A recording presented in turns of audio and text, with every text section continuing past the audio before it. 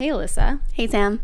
Are you ready to, school me on this? I don't know if I'm ready to, school you on it. Okay, she's not that confident. Yeah, I'm not, super confident in my research. Well, I shouldn't say that. Anyway, I'm ready. Okay, let's do it. Okay, so a couple episodes back, I mentioned someone named Lacey Green, and she ran this channel on YouTube called Sex Plus. And I kind of explained it in that episode, but if you guys missed that episode, it was basically centered around anything sex related, or romance related even. Her whole thing was being sex positive. So being comfortable with your sexuality, anything surrounding your reproductive system and stuff like that. So STIs, STDs, your sexual orientation, being comfortable, discussing being intimate with your partner, anything like that. And it got me thinking about the stigma around STIs and STDs. And then I couldn't stop thinking about it. Couldn't let it die? Yeah, I really had a bee in my bonnet because I was just kind of this is the only time that I get passionate about things is when I'm pissed off. Mostly. Which I don't know if that's a good quality, but it just really made me upset thinking back to any learnings that I had on this via public school education or kind of what the conversation around sexual health and stuff like that was in our society, where you and I grew up. Yeah. And it just made me really upset because I do feel there's such a stigma around sexually transmitted diseases and infections. And even more beyond that, just the actual program that we had of sex ed. And so I wanted to talk about it. Yeah. Well, I was going to say too, actually, when you were saying about sexual health and stuff like that, that was the thing that I think that's where I feel the most failed by our school system is our sex education was already really lacking. And I think that also another part of healthy sexual and intimate relationships is the emotional, the mental, all of that kind of stuff. And I'm why didn't they discuss this with us at all? What to look for in abusive relationships and manipulation and all this kind of stuff, because that's a whole other thing that can lead to such a slew of issues when it comes to sexual concerns and stuff, that it's just it's odd to me that they were just basically this is how to not get gonorrhea, but it's just that's one small part of all of these other things that go into such a complex topic. Yeah. But yeah, 100% there's a stigma around infections and diseases. Well, and that's the thing is, even when you're saying this is how to not get gonorrhea, it's the only thing that they said was don't have sex or use a condom. Yeah. But or it's a diaphragm, if we're taking it back to the 70s. Yeah, no kidding. I actually, do you know what's interesting? I've never, my friends and I are very open with each other. Maybe a little bit too much. I've never heard of anybody using a diaphragm. Not that that's a... Yeah, because we're not fucking this is 2020. Even when they showed that, I was everything about this is outdated. There's no way that anyone's fucking using a diaphragm. Hold, let me put in my diaphragm, babe. I mean, it's out there for you if you want to be that. Because that's the thing is, I do feel this is going to go on a whole nother thing, but I do feel the onus is on women. This is just my experience. Anyway, on women to enforce the use of condoms. Oh, but also it's our duty to pay for birth control and all that kind of stuff, and even that pisses me off because I was so fucking broke I couldn't afford that shit. Yeah. It was just so, but yeah, I agree that I think that generally speaking the onus is totally on women. Yeah. And to I protect guess themselves. Well, and that's the thing is, I guess, but that's another thing is I didn't feel diaphragms were approachable to me because I've never heard of any of my friends using them. And if I just put one in there, well, there you go. Now you don't even have to I don't have to have this conversation. Yeah.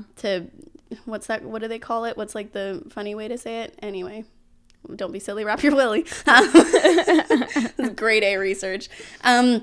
Anyway, so I was really interested in the actual infections and diseases part of it. And I tried to do some research, but I mean, interestingly enough, they're so complex. Yeah. And so a lot of the things that I had questions about and stuff like that, I couldn't really come to a conclusion on it and speak about it appropriately because I don't want to do, the people affected by these, a disservice or even educate in an inappropriate way or like a not responsible way, I guess. Yeah.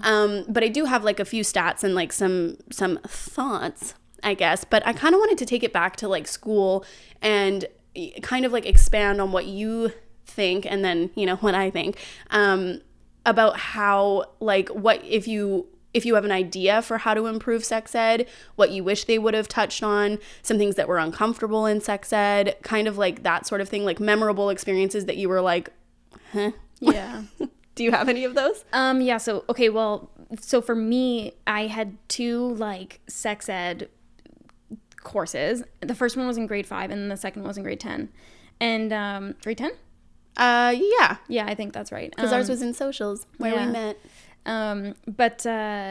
So the one in grade 5 was mostly like, don't let adults touch you where they're not supposed to. Mm-hmm. And then also like obviously the conversation about like periods and stuff like that. I think that one thing that I thought even at the time was weird is that they separated the girls and the boys for those conversations. Oh. So the women learned about periods. Yeah. And the men learned about like, you know, what their puberty was going to look like and all that kind of stuff.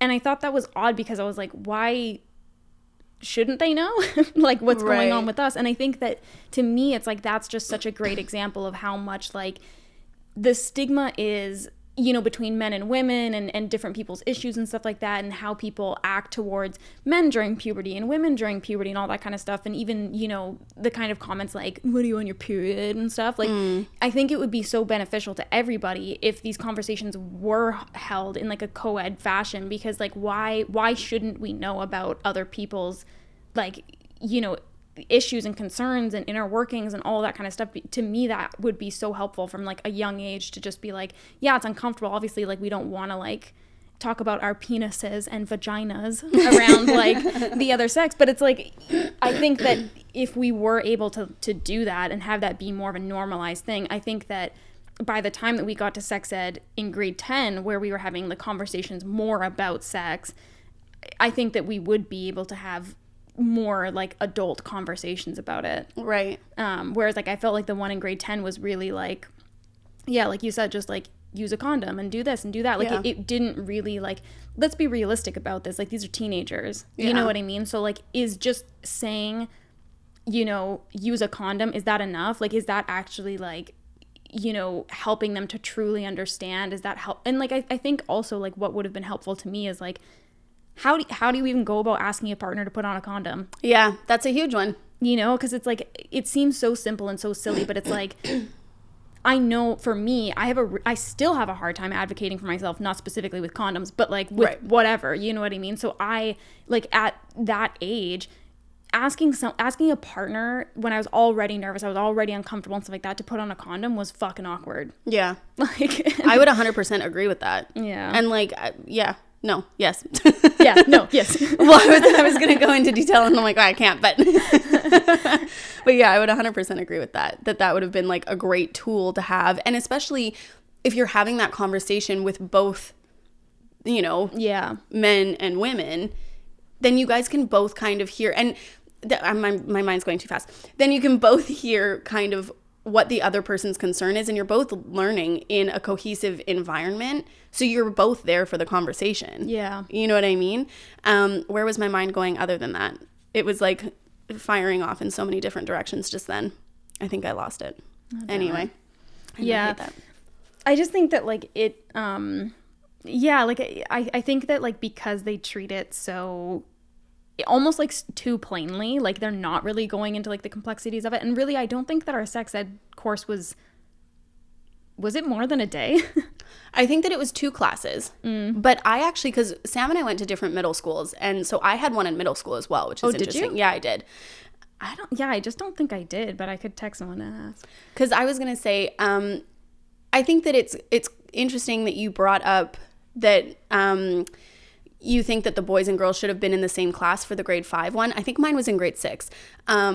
But I even when I was thinking that, I was like, ooh, that's kind of uncomfortable. But if we talked about sex in a normalized way, would it be uncomfortable? Like if boys were growing up and like knowing how to respect and you know, not laugh and stuff like that. And same with women, if we didn't, you know, the same thing. If we grew up learning how to respect and not laugh, then it wouldn't be uncomfortable. It would be just like learning English, math. You know what I mean? Well, and like once you, like, of course, yeah, like it's going to be uncomfortable for the first conversation, but it's like once you move past that, it would just become normalized. Like you're talking about like the function of the brain and all that kind of stuff. Well into my 20s, I was in a relationship with someone that I had like dropped not a used tampon, like a it was enclosed, unused tampon. I had like dropped it on the floor, and my partner was like going around like picking stuff up, and he like picked up and he was like, "What is this?" And I was like, first of all, the fact that he didn't know what a tampon is concerning. And secondly, I was like, "Oh, it's a tampon." And then he was like, "Ew!" Like he literally was like, as if it was like a hot potato, like flung it away from him. And I was like, Are we 24 or are we not? Like like this is fucking crazy to me that like you're not like you're acting that childish about a tampon that has not even been inserted into my vagina. Like it's literally just on, like it's plastic. You're touching plastic. Yeah. It's the equivalent of you touching a fucking straw, dude. Like oh my goodness. But that's the thing, is that my family was like maybe a little bit too open about talking about sex. Oh, really? Yeah. Well, I mean, I was actually like a little bit of a prude when I was younger, which is hilarious to anybody that actually knows me. But yeah, like my mom was fucking like, "You got questions, baby?" That's talk good, about though. it. But that's what I'm going to say, is that my brother grew up very understanding and educated about both men and women. And he was honestly in that capacity like a great brother as well, because he could understand like what I was going through and stuff like that, and he was never like uncomfortable with that stuff. Yeah. And like, oh my goodness, like picking up a tampon, like that, he would just like fucking walk right into the store and be like, "Yoink, this is the brand, this is the type, this is like," you know what I mean?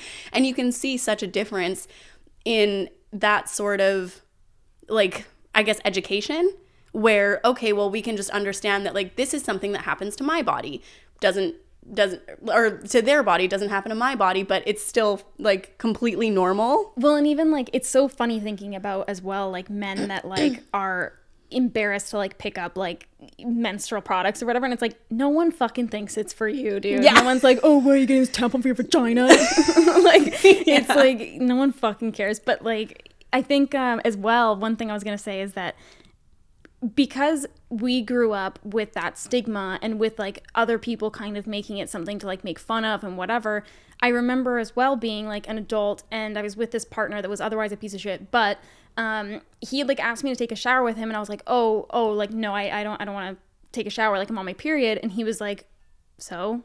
And I was like, "Well, I have like a tampon in." And he was like, "So?" And I was like, "You can like see it, like you can like there's a string." And he was like, "It's a string." And I was like, "Yeah, it is a string." Like, and it actually, like, it did make me feel, like, a lot less embarrassed. And I think that with all things, like, medical or, you know, not that that's, like, inherently medical, but, like, you know, anything pertaining to my body, I've always been embarrassed about stuff like that. Yeah. And it's, like, once I got over the hump of someone being like, "No, it's fine," I was like, "Oh, perfect, it's fine." And then I was like totally fine, like with any other partner after that. It didn't bother me. I wasn't embarrassed. It wasn't like whatever, except for that motherfucker that didn't want to touch my tampon. That was a weird moment. I mean, that should have been a red flag. It was. Let me educate you. But yeah, it's just funny that like, because like someone normalizing it for me made me feel so much more comfortable what was going on with my body. Yeah. Like, and it was like really helpful to have, you know, it just be what it was, you know? Well, and I think that it is so damaging having forces in your life who are the opposite. Mm-hmm. Because I did have those people. And one of my exes would say that I was broken during that time. You probably knew that. It looks like wow. you remember who that was. Which, you know, if you like boil that down, it means that like I'm out of commission. Like you're useless. Like, yeah. And that actually, like, at the time, it was kind of like a joke. But looking back, it was like actually really hurtful. Yeah, obviously. And it boils down your worth to like whether I'm like physically available for you or not, and like that's all I'm good for. And I think that it's really important to kind of like perpetuate education on sex and intimacy and stuff like that, so that we don't raise kids like that. Like, I don't want to raise, if I am like blessed with sons, I don't want to raise my boys to ever speak to anyone in that vein. Well, and even people calling it like blowjob week, that fucking boils my blood. It's like, motherfucker, no. Like, can you fucking imagine marrying someone that calls it blowjob week? No. I'm not talking about Matt specifically. No. I'm talking about like other partners that would say that. Or just like, but that's the thing is you heard that shit everywhere. Like, you didn't even have to be in a relationship with somebody to hear that saying. I just feel like it's so, again, like it just continues to perpetuate this like feeling that like you are useless without like being able to like have sex. And that you should be embarrassed by this thing, that should be something that you're keeping a secret, basically. Like, it's so, do you remember, like, I don't know if people like were like this in your middle school, but I remember like when people would ask for tampons, we would like we would get it from our locker, we would like hide it up our sleeve, and then we would like go to the other girl that asked for it and like put our sleeves together and like slide the tampon over so that why? Like, so that no one could see we were passing this plastic baton. Like, who fucking cares? Menstrual Olympics. It's like the most like what a fucking hilarious thing that we were all so fucking embarrassed by that. It's like so stupid. Oh my God. I didn't actually get my period until I was 15. Oh, wow. So I didn't participate in the Menstrual Olympics because we were all quite a bit older by the time that I became a woman. Yeah. But that's fucking hilarious that you called it the Menstrual Olympics. I'm so sorry. I can't get over that. I literally slapped my knee. It was a literal knee slapper. But exactly. And I'm not, because I said like pissed off, I'm not like angry at the earlier generations, because if you think about the stigma that they went through regarding this, unreal.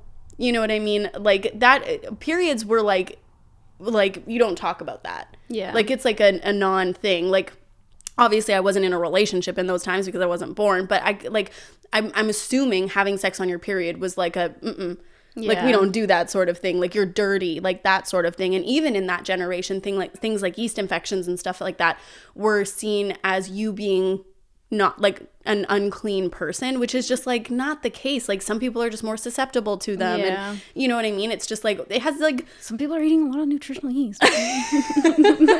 No, there's so many factors, and like they're obviously like I won't like go like into it, but like well I will go into it, fuck it. But like there are things that you can do to like, you know, stop the frequency or whatever, but it doesn't mean that you're unclean. It just might mean also that you're uneducated on it. And like whose fault is that? Like I don't come out of the womb knowing how to take care of my body. Yeah. And if we don't educate people, and if you're a parent and you don't feel as comfortable, you know, just like I wouldn't be able to teach my kid math, then I would hope that there is something in place like that I could send my kid to get adequate education on this subject.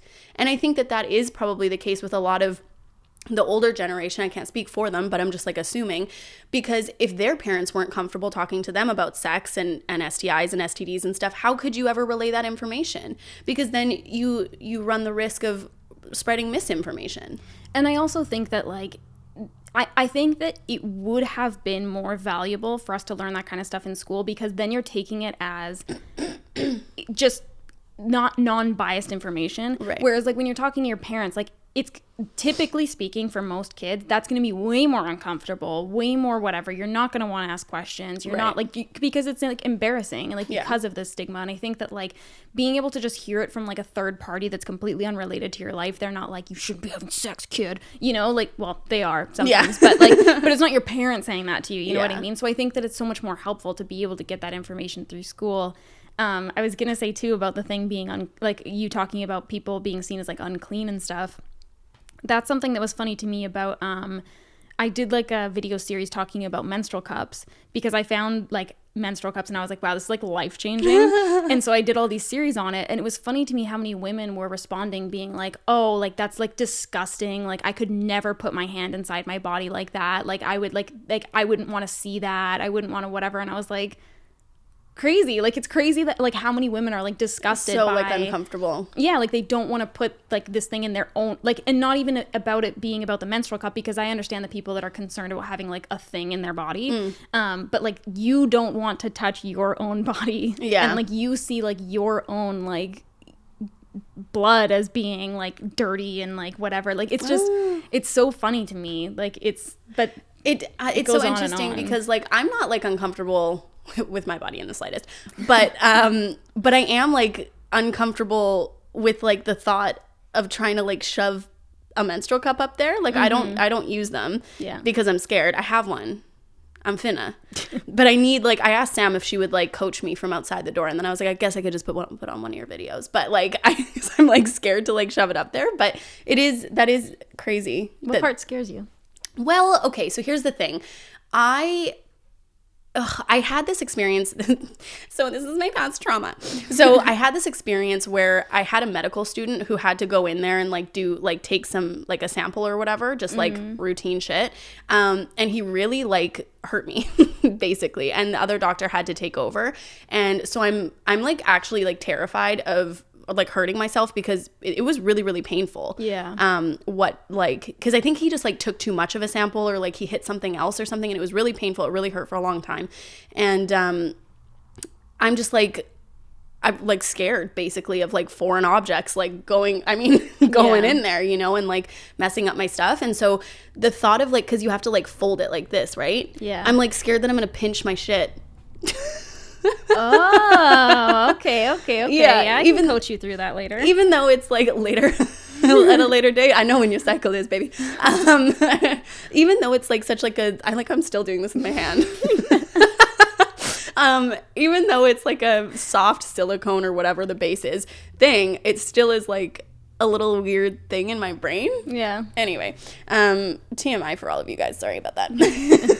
So I did do a little bit of like research on STIs and STDs, but again, we're not doctors. We couldn't get a doctor on here to speak about STDs or STIs in the time that we wanted to. So, you know, just take that with a grain of salt. But what information I do have are from places like the World Health Organization, STDcheck.com. I do have some from WebMD as well, and then also the Mayo Clinic. So those are the websites that all of this information is from, but always like fact check for yourself, obviously. But this is what I came across that I wanted to kind of like talk about, because when we were in school, when we first had our like sex ed class, they were still referring to STIs and STDs as just a blanket statement of STD. And then by the time that I think we were in grade 10, they had changed the verbiage to STI and then STD for between infections and diseases. So I kind of wanted to like illuminate that, because some of our viewers are past the point where like they would have been in sex ed by the time that they changed it. So an STD is a sexually transmitted disease. And from my research, what I thought a sexually transmitted disease was something that was incurable. But apparently that's not the case. That's not what I came across today in like all of those websites, because I was like, huh? Like I'm wrong? Yeah. Apparently, where did I write this? It's so the disease occurs when cells in your body are damaged as a result of the infection, and signs and symptoms of the illness appear. And then I was like, huh? So then I looked on another website and it said when your infection starts presenting symptoms. Oh, okay. Which I didn't realize, because generally speaking, from my research, like things like chlamydia and gonorrhea and stuff like that, they don't show symptoms oftentimes until they've progressed to a point where like you might have pelvic inflammatory disease or like further complications from it.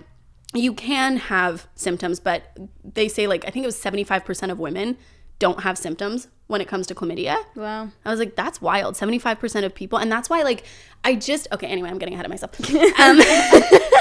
I just like really want to advocate for people feeling comfortable talking about their bodies. Anyway, and an STI is a sexually transmitted infection. So that's like bacteria or a virus like goes into your body and is like living within you. And then, you know, you can take antibiotics or whatever and get rid of it. Or that made it sound kind of nice when you were like living within you. Yeah. Aw, it's just hanging out, man. Nice. But that's the thing, is like, of course nobody wants to get chlamydia. Nobody wants to get strep throat. Yeah. Okay? This is my thing, is fucking love a strep throat. Yeah. Bug me up, bro.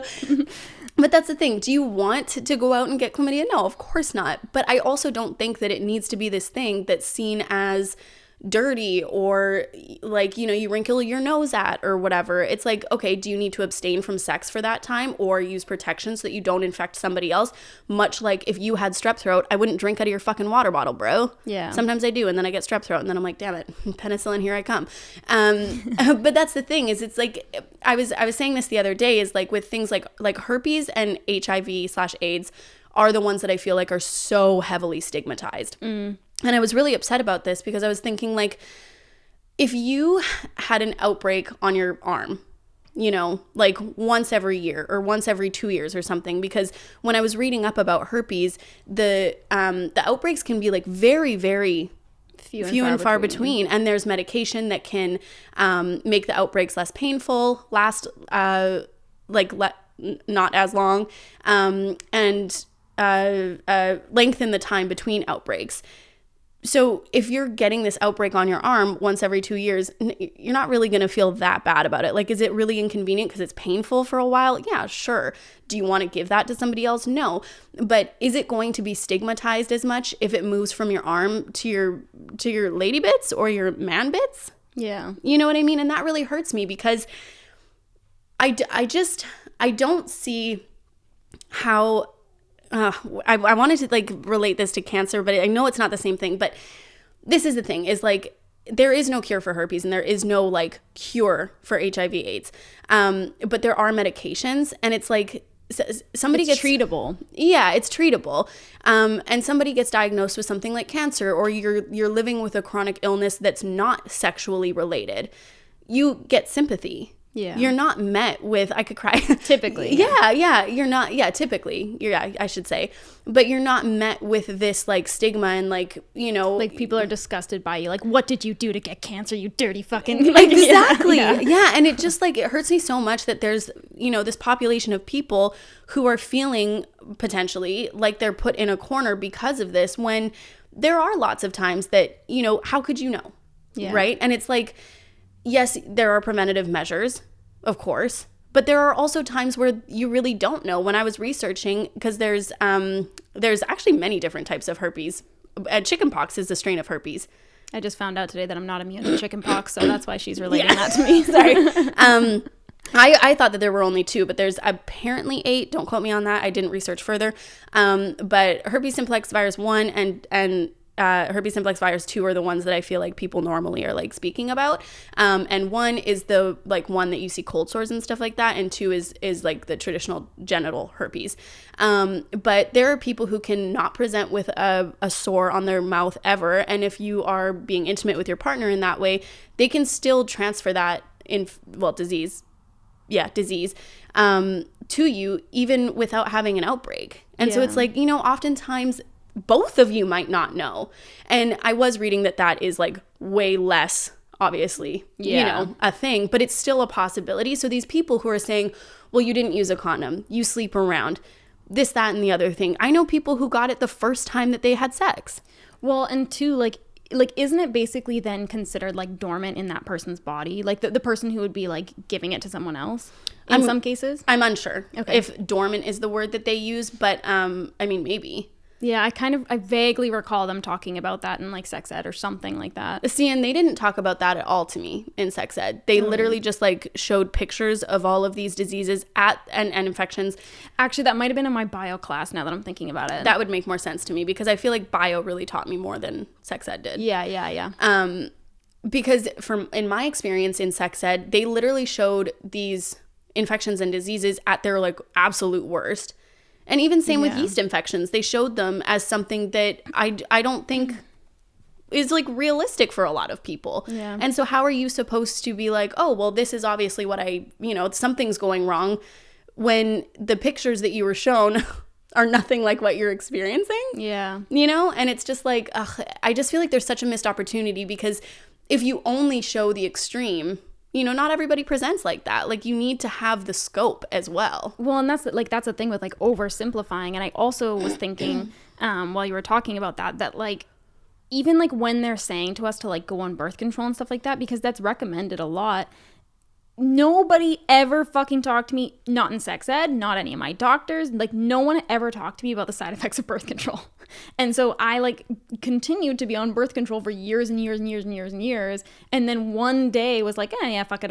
Why not? Like look up the side effects. And I was like, oh, yeah. Like what the fuck? But it's like even that, it's like, we're giving people like half truths basically by, and it's just like, it's such a disservice because if you're not getting the full picture of like, hey, this is what this can look like at its like best, so to speak. This is what it looks like at its worst. This is what it looks like in between. This is what the side effects of this thing are. This is what this is. This is actually easy to get rid of and whatever. And this is how, if you do contract this is how you can continue to be with your partner intimately. Like all of these things that go into this. Like, why was this only like a 2-day thing where we talked about it for like 45 minutes each day, you know? When you just said this is how you can still be intimate with your partner, what did you say? When like during. Yeah. Oh my goodness. This is another thing is like, if you think kids are not kids, but like, you know what I mean? Like teenagers or whatever, whenever you decide to start being sexually active, if you think they're just going to stop fully being sexually active, you're naive. Yeah. Because in my experience, that's not what was happening. And so if you can teach other ways that you can be comfortable, talking to your partner about the fact that you might have, you know, an infection, even like a yeast infection or whatever. I'm saying that because I feel like that is the least stigmatized, I would say, because yeast infections? Yeah. Oh my God, I don't feel that way at all. Really? Yeah, like I've actually had like people like approach me being like mortified about it, being like, I don't know what to do. Like I don't know how to like talk to like my partner about this. Oh, and like wow. yeah, and like asking if I've ever had it and like what I did and like am I okay and like all this kind of stuff. And I'm like, oh my God, wild. Yeah. I feel like it's the least stigmatized in my opinion because it's not inherently sexually transmitted. And it may be the least stigmatized, but definitely still. Oh yeah, for sure. Yeah. But even that, like how you can, you know, talk to your partner about that and then still feel intimate with them while you're just, you know, doing your shit to get rid of it or whatever. I think that's really important as well. Yeah. Hit me with some facts. Well, I basically just got really interested in STIs after that. So I have a lot of like information on like chlamydia, gonorrhea, and like a little bit about syphilis and stuff just because I was like, oh wow, I'm really like digging in here. But I do feel like those are like quite well known. But anyway, chlamydia is an infection that is curable. You can go to the doctor, you get an STI or STD test, and you get pills. It clears up in 1 to 2 weeks. Same with gonorrhea. They say that the best treatment for it is a one-time dose, and then you just abstain for 7 days afterwards. Boom, good to go. They do say that you should get retested to make sure that you're clear of it, because then you can run the risk of like reinfecting each other. Like if you're in, you know, a relationship and then, you know, you've had sex or whatever, and then you both have it, you want to make sure that like you're not passing it back and forth. Yeah. If you don't treat chlamydia and gonorrhea, it can turn into pelvic inflammatory disease, which is when it goes from an STI to an STD, because pelvic inflammatory disease is like, it's pretty brutal because you can run the risk of being infertile, having ectopic pregnancies, chronic abdominal pain. Like that's crazy. Just and from something that's so treatable. Well, that's the thing. And the reason, I think it was 75 to 90% of cases of PID, pelvic inflammatory disease, are from untreated STIs. Well, and I'm just wondering too, like if because like of like stigma and stuff like that, if people are almost less likely to go get help for these things. That was my like train of thought, was that if we made it more, you know, like, oh, I'm just going to get, you know, my routine STI checkup or whatever, if those numbers of PID would fall. Yeah. Because if, you know, the high end of this is 90%. And if people were just going in to get tested all of the time, you know, they'd be catching that they have, is it asymptomatic when you don't have symptoms?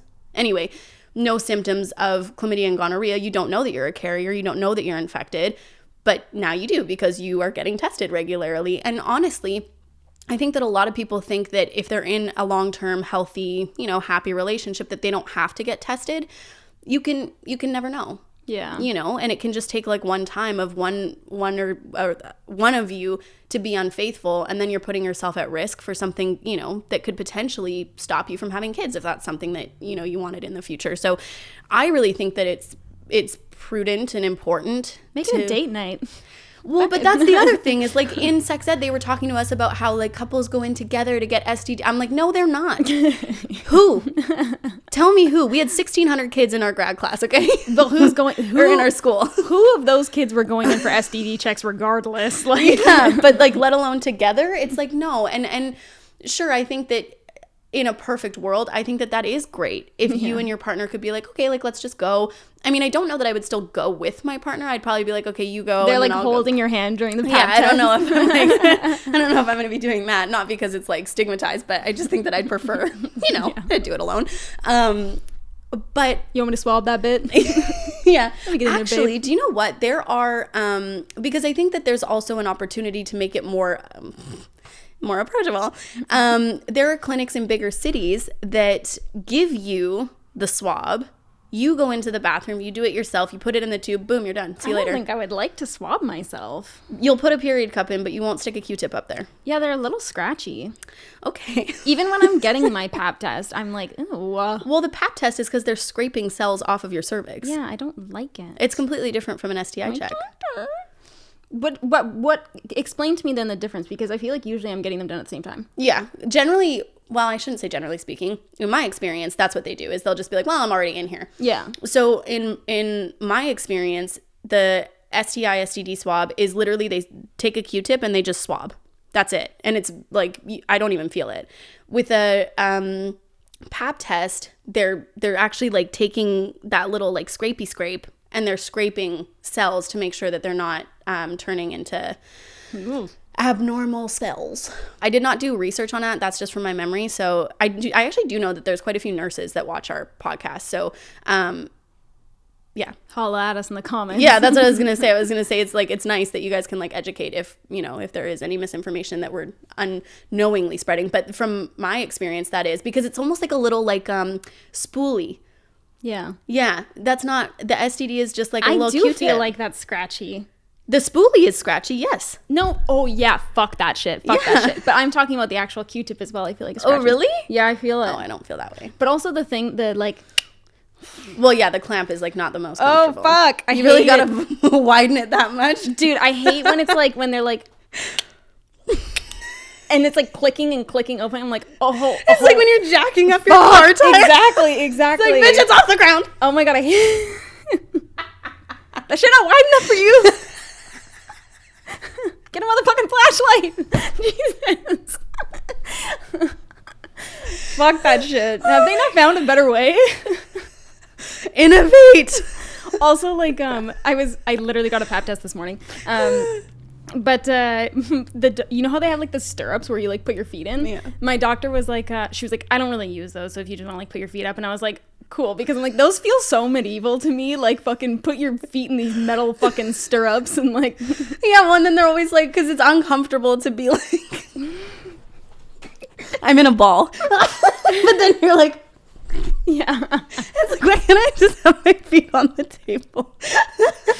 Oh fuck. Oh grandma, I'm so sorry about this episode, but I'm not sorry because it should be comfortable to talk about. We're all women. We're not all women, but we are all women. The people we're talking to about join specifically hands. Pap tests. Yeah. We are all women. Yeah. Anyway, so that's a thing. That went off on a tangent, but I was talking about pelvic inflammatory disease, and I do believe that if we were all getting screened regularly, that PID would fall, like incredibly so. 90%, that's staggering. Yeah. And the other thing is that people who aren't treating things like chlamydia and gonorrhea, they're becoming antibiotic resistant.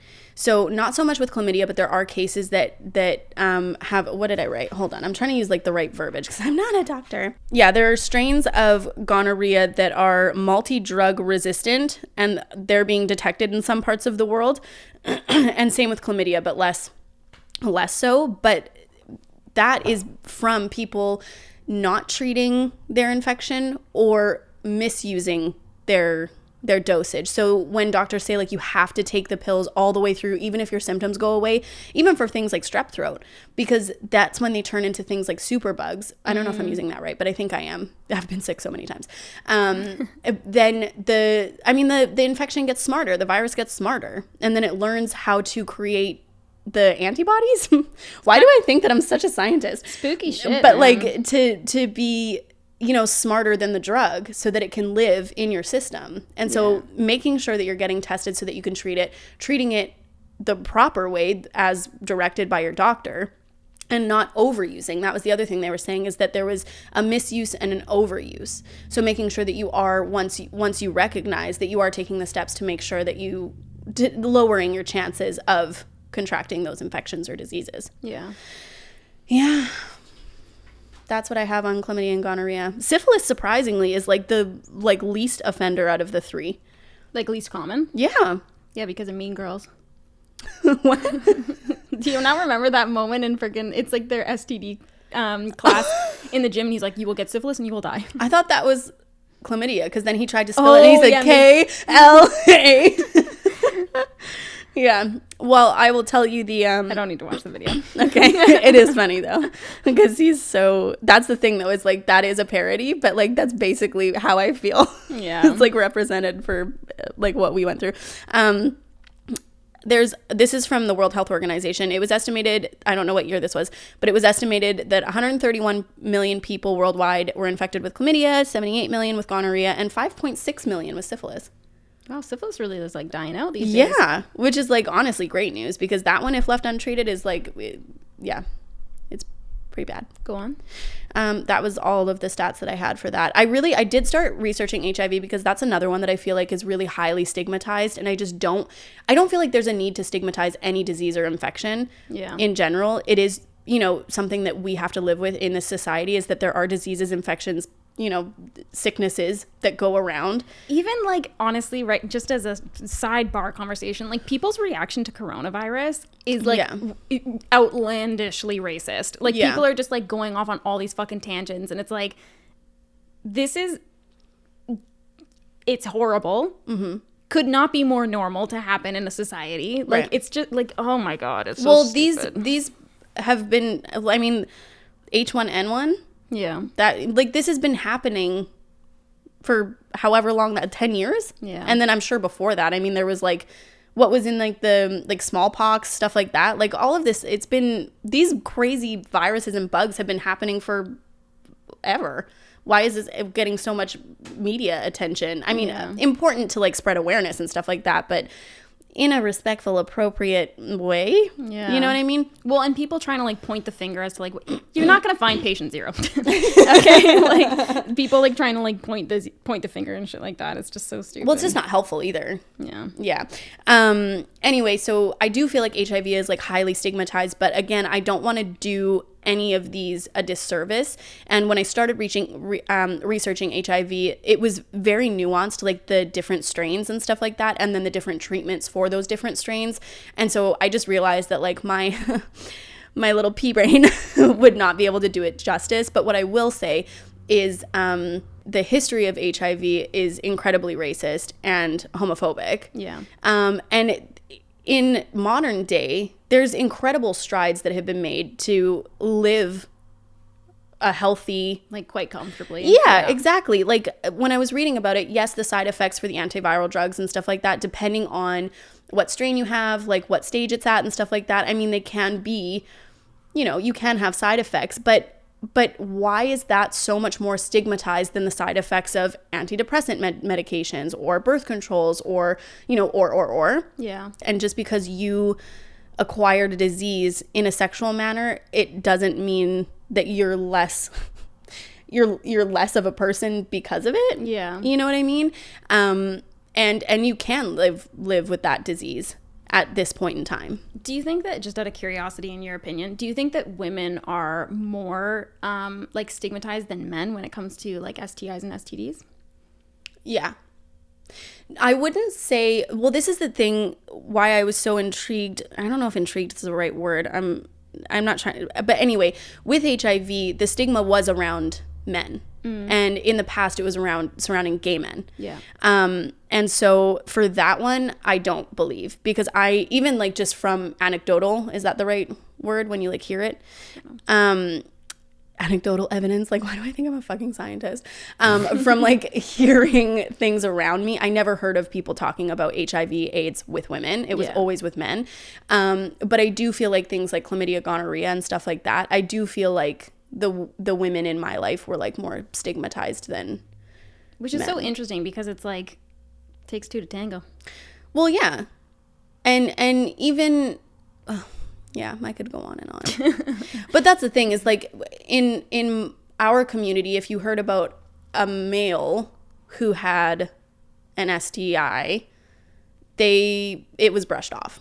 Yeah. But if somebody found out that a female had one, that was like their nickname, basically. Yeah. And it was like, it's just, I don't know. And I don't really like to like paint that, but it is like our experience in the society that we grew up in, or the community that we grew up in. So it's hard not to like paint that like picture. But yeah. But I think that just goes back to like things like slut shaming and stuff like that, because even when you talk about men who are more sexually promiscuous or whatever, it's like fantastic, great thing. Yeah, or nobody cares. Yeah. But if you talk about a woman, you know, more oftentimes men are less likely to be attracted to them.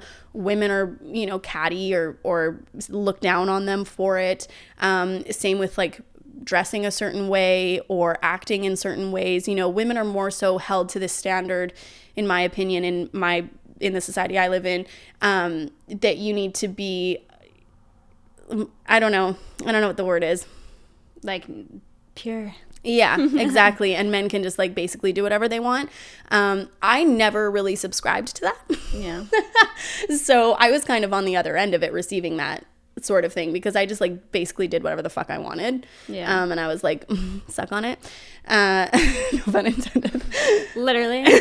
Yeah. But yeah, I just don't think that it's anybody's decision other than your own. And if you are having, this is something I read recently though, it's not a quote, but if you're having safe, healthy, consensual sex with many partners, that's your prerogative, that's your choice. And it's not up to anybody else to decide that that's not okay. Yeah. Yeah. I remember I was 16 and I can't remember who I was having a conversation with, but someone was talking down about a woman that like had like however many partners or whatever. And I was like, but how is that any different from like a woman that's like in a relationship and they have sex like daily? Yeah. Like how did that suddenly make her more promiscuous or less promiscuous? Because like a lot of the times too, again, to generalize, it's like men are pushing to have sex as much as possible within relationships, and they're like, it's like a joke and a big thing and whatever kind of thing. It's like things that people complain about. And it's just like, if we're having sex to the expectations that you want within a relationship, how is that any fucking different from having that same amount of sex with different partners? Like nothing's getting loose, nothing's changing, like, you know, whatever. Like that is my this is the thing. Let's talk about childbirth. Okay. This is the thing. Our 1% of male viewers, okay? Nothing, say it again for the people in the back who couldn't hear you, okay? It makes no difference. Women are born different you know, some people are taller, some people are have red hair, some people have brown hair, some people have wider hips, which means that other things will be wider, or, you know, some people are more petite, which means that other things in their body will be more petite, et cetera, et cetera. You inserting yourself into me is going to make no difference in the long run. Don't flatter yourself. Oh my gosh, that drives me wild. And when you say that too, when people would say, you know, it's like a common theme, I feel like people saying that if you're promiscuous, you're loose. And what that means is that like your, I guess like vaginal canal is like wider, is what they're trying to allude to, but they would never say because they're uncomfortable. So they use the word loose. How is that any different from how is it any different from if you're having repeated interactions with somebody who you're in a long-term relationship with than if you are with another human? Or, I mean, if you're being intimate by yourself. Yeah. you know? Like, yeah, if you've like had sex or masturbated 100 times like alone or with a partner or with like 5 partners, it's like there's no difference between that. Yeah. And but that brings me back is I wonder if the stigma may have started because this is like maybe what people are thinking, that if you have multiple partners, you're more likely to attract like sexually transmitted infections and diseases. Yeah, exactly. Yeah. Well, and then like that's the thing too, is like, you know, even though I could think that way at 16 and I was like, that doesn't seem right, still I would fucking jump on the bandwagon like of having those conversations and like making fun of people and shit. Why do we fucking do that as a society? I don't know. Yeah. It's like you say shit that you don't even really believe, but like it's just like it's almost as if people are like embarrassed that like if they don't feel that way as well, then like they might become that thing they're making fun of or some shit. Like it's just like, well, and they don't want you. Yeah, I would agree. Like in that, say that conversation was happening, you don't want to seem like the person that they're talking about. Yeah, exactly. Yeah. You want to like distance yourself from that, but it's so stupid. And I do think, again, going back to grade 5, if we had just like had these conversations together communally, I just think that I think things would be a lot different. Yeah, well, and I think that, you know, age does have like a factor to play in these conversations because, you know, you don't want to be having these conversations too young and then it's maybe not, you know, you're not mentally developed enough to like take in a lot of that information. But even if there was another sex ed class in like grade 11 or grade 12 or something like that where you spoke about the more, you know, in-depth things. Yeah, emotional like maturity and stuff like that, or even things like misconceptions such as becoming loose for having too many partners or something like that, you know. And something that I enjoyed about our grade 10 class actually, because in my middle school sex ed class, they had us write down questions that we had anonymously, but you didn't have to write anything down if you didn't want to. And so it was very obvious the people who were writing down questions. There's one guy furiously with a pencil. Yeah, and I just thought that was like, well, now nobody wants to write anything. But in grade 10, our educator made everybody write something. So we either had to write something that we learned, we had to write our name, or we could write a question if we had one. Yeah. And I thought that was a really great tool because I think that I actually asked a question. And I wouldn't have asked a question. I can't recall, but I'm almost positive I did. And I wouldn't have asked a question if she didn't make everybody write something down because I didn't want to be the person who was asking a question. Yeah. You know? Yeah, I think also, like, I think what would actually be beneficial, and, like, some people might think this is overkill, but it's odd to me that we didn't just have sex ed yearly. Like, and also just because, like, you could be introducing things as people are getting older and stuff like that. Like, okay, having the conversations about puberty and your body's changing and, like, whatever, all that kind of stuff. And then moving into, like, the conversations that are going to be more relevant the older that you're getting.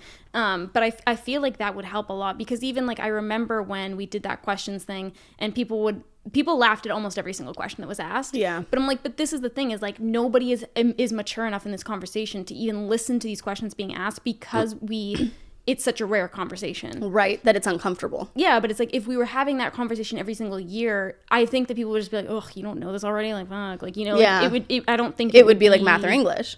Yeah, it would.